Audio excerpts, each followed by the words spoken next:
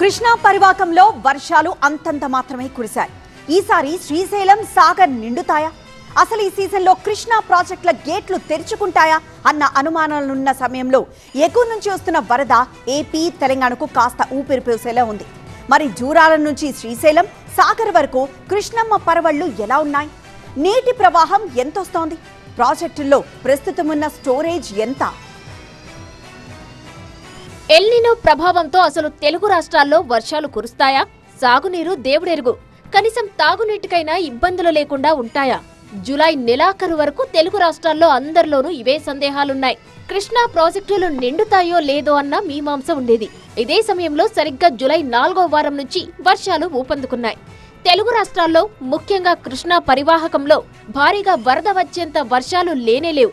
కానీ ఎగువ రాష్ట్రాల్లో కురిసిన వర్షాలతో కృష్ణమ్మ పరవళ్లు తొక్కింది.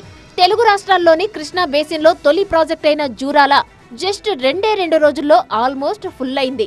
జూలై 30న తొలిసారి 10 గేట్లు ఓపెన్ చేశారు. ఆ తర్వాత వరద పెరుగుతున్న కొద్దీ గేట్లు పెంచుతూ పోయారు. వచ్చిన వరదను వచ్చినట్లే దిగువకు వదులుతున్నారు. కృష్ణా బేసిన్లో తెలుగు రాష్ట్రాలకు సాగునీటి ఇబ్బందులను తీర్చే ప్రధాన ప్రాజెక్టు శ్రీశైలం. 215 టీఎంసీల కెపాసిటీ కలిగిన శ్రీశైలం ప్రాజెక్టులో ఏప్రిల్ నెలాఖరు వరకు ఉన్న నీటి నిల్వలు కేవలం 43 టీఎంసీలు. అంటే దాదాపు డెడ్ స్టోరేజ్ అన్నమాట. వర్షాకాలం ప్రారంభమైన జూన్ జూలైలో కృష్ణా నదిలో పెద్దగా ప్రవాహమే లేదు. జూలై నెలాఖరులో వర్షాలు జోరందుకోవడం, ఎగువ ప్రాంతాల నుంచి వస్తున్న వరద శ్రీశైలం ప్రాజెక్టుకు ఊపిరిపోసినట్లయింది. జూరాల నుంచి వస్తున్న వరదతో ఆయకట్టు రైతాంగంలో కొత్త ఆశలు చిగురించాయి. ప్రస్తుతం జూరాల నుంచి 32 గేట్ల ద్వారా 2,50,000 క్యూసెక్కుల నీరు విడుదలవుతుంది. ఈ నీరంతా శ్రీశైలానికి పరుగులు పెడుతోంది. కేవలం వారం రోజుల్లో 100 టీఎంసీలకు పైగా నీరు శ్రీశైలంలోకి వచ్చి చేరింది. ప్రస్తుతం శ్రీశైలంలో 170 టీఎంసీల నీటి నిల్వలు ఉన్నాయి. 2 లక్షల క్యూసెక్కులకు పైగా వరద అంటే 24 గంటల్లో 17 టీఎంసీల నీరు వస్తుందన్నమాట. ఈ లెక్కను చూస్తే శ్రీశైలం పూర్తి స్థాయి నీటి మట్టానికి చేరుకోవడానికి మరో 3 రోజులు చాలు.